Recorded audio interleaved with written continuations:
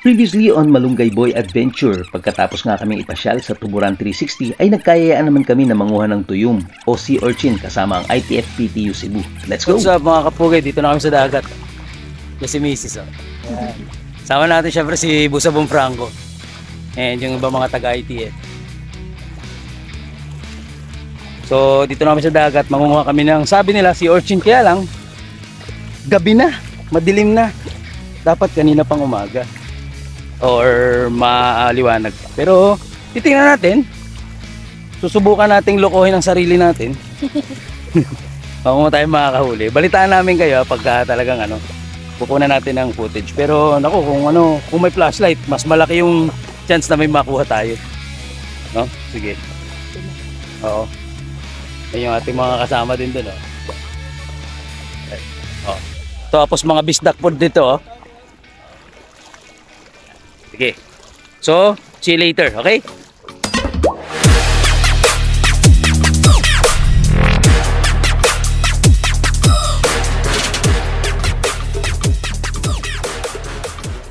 Mga kapugi, oh. Iniilawan na ako ni Mrs. Nag-iilawan na kami. Nabot na tayo ng dilim dito. Yun, yung iba natin mga kasama. Titingnan natin itong dagat, oh. Titingnan natin kung may mga makikita tayong lamang dagat. Yun, may mga sea urchin. Ito. Yun. Yan. Napakadami. Ito malaki. Kaya lang, hindi natin to makamandag to. Ito talaga yung pinuntan nila ng mga kasama natin. Kasi masarap naman talaga ang nito. Pero ito hindi, ito yung sea urchin na lang to. Ito yung local. Na hindi ito yung mga kinoculture. Siguro hindi na kami basta masyadong lalayo kasi delikado, no? Dilim. Yan. Wala tayong ilaw talagang flashlight na. Cellphone lang ginagamit namin. Yan. So, yun. Hindi naman tayo nabigo, nakakita tayo ng ilan. Tsaka doon sa kabila marami din. No? Ito yung iipunin nila tapos titikman natin. Yan, no? Siyempre sumama kami for experience and gusto namin makita kung gaano ka tong dagat nila dito, mahal, no? Yes. Kasi nung nasa biliran kami, talagang nakita nyo dun sa natin, sa short video natin na nakapangwa tayo ng alimasag doon, mga hipon. Yan, no?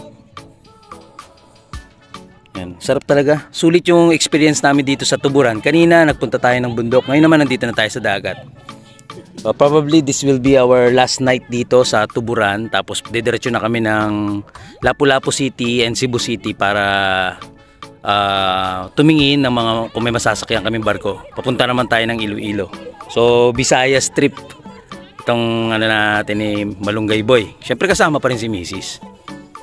Yung ating biliran adventure ngayon, dito na tayo sa Cebu. Ang sarap maglakbay mga kapugi, lalo pag ang kasama mo ay ang iyong taninin, di ba? Ang angel oxy ng aking buhay. Yeah. Alright, so balikan ulit namin kayo mga kapugi. Later we will see if kumakarami ba sila. Alright? It's up mga kapugi, Malunggay Boy in the house. Ayun, nakakapag-bis na tayo, nakaligo na tayo. And ito yung mga nahuli nilang tuyom kanina, oh. Tuyom or yung sea urchin, tinanggalan na nila ng mga tinik. Dami, oh. Gamit yung sticks. Yan. Andyan. Yan, dami-dami din siya. Masarap siya. Ang laman nito, yung parang pinakautak niya. And then, sabi nga nila, aphrodisiac daw yan. And right now, yan, sa bawat angle makikita nyo, mga nagpa-practice sila dito. May nagpa-patterns, may nagpa-practice ng kickboxing, yung iba dun namamahinga na ng konti, no? Kasi nga they were preparing for the training tomorrow. Yan. So kanina napakagandang banding yon, pumunta sa dagat. Yan, natuwa din kami ni Mrs. Yan. Dito yung pinagkainan na nila to kanina, oh. Yun, oh, yun. Yan yung mga shell pinagkainan kanina. Napakasarap nito. Yan, oh. Yun. So yun lang. Maraming salamat sa palagi niyong pagsubaybay at pagsuporta kay Malunggay Boy. lagi niyo pong tatandaan na sa bawat sipa ng buhay, masarap maglakbay pag may kasamang malunggay. Sa mga kapugi, Malunggay Boy in the house. Yan, this is our 4th day in Tuburan, Cebu. Yan, kasama ko pa rin si Subong Franco, Sir Brian. Si Mrs. nandun na, wiwi pa. And as you can see, nakapack up na kami. Kasi babalik na kami ng Cebu City. Nadediretso na kami doon sa Cebu City. And magkikita rin kami ng aking kapatid na ITO ng PICAF at WICAF. Dahil sila ay merong Visayas leg. No? And hopefully, sooner makasama ko din sila sa mga ganong seminar. Ayun na, si Mrs. naka-ready na, nagre-ready na din. Yun. So mauna kami, tapos yung iba ditong mga delegates, may iwan pa sila, mag-outing pa daw sila. Yan, ayun, sina Sir. Oh. Sina Sir, nandito pa sila. Ang mga head ng Montalban. Yan. Ayun, si Sir Ali doon, nandun yung ating bronze medalist. Ayun, si Sir Anthony. Yun. Siya lahat. Oh. Yan. So, sa pang-shop na pang-shop na lawa. Shout out sa pang-shop na lawa. Ayan. So, ayun lang mga kapugi. Update namin kayo mamaya. Dating namin ng Cebu City. Alright? Yo, what's up mga kapugi? Malunggay Boy in the house. Good morning.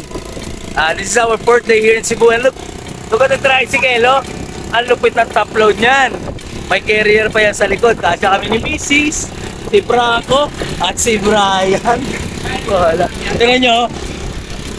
Ang tingin ko sa tricycle dito parang bulletproof yata ito. Kahit may mahulog pang kung ano, hindi matitinag. No? Oh, hindi siya carbon eh. Steel, Lodi, steel. Alright. Woohoo! Punta na kami ng Mactan. See you there! Yung mga kapugi, ito yung tricycle dito mga kapugi. Oo, oh. Tank bill dyan. Oh. Kaya magkarga ng ilang ano yan. Oh, oh. Tinan nyo yan. Tinan nyo bubong dito. Ganun, kalupit ng tricycle dito. Oh. Oh, lupit na setup niya, no? Oh. Bumper, oh. Tagpira. Pila man? Kisi. Okay. Oh, shout out kuya. Kuya. Shout out. Oh, alayon pagingon nga. Subscribe to Malunggay Boy. Ay, i-post na yan. Araw kita. Oo.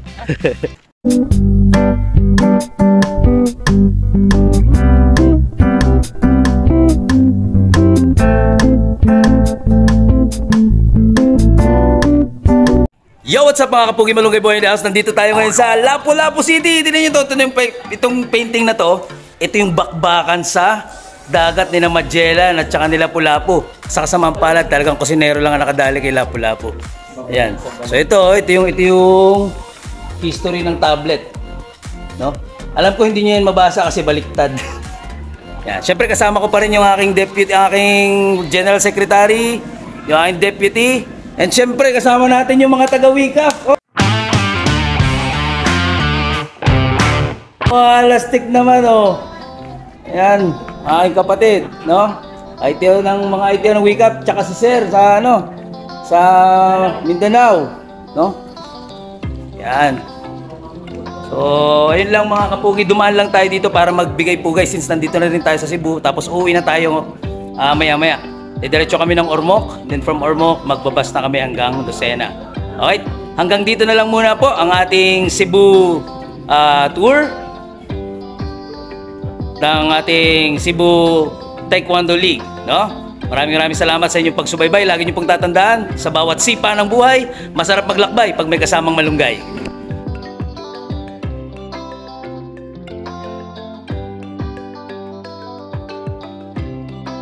Pagdating nga namin ng pier ay agad sinalubong kami ng dalawang estudyante ni Mrs. na Maritime at iginaid kami upang makasakay ng Ocean Jet. Fast Craft, salamat mga sir sa inyong paggabay sa amin. Talagang nakaka-VIP. It's a mga pugay, Malunggay Boy in the house. Ayan, dito tayo ngayon sa Ocean Jet Fast Craft. punta kami ng Ormoc ngayon. So from Cebu City, sumakay kami ng Ocean Jet, fast trap, no? Para makarating ng Ormoc. Because this is the only way para makaabot kami sa oras.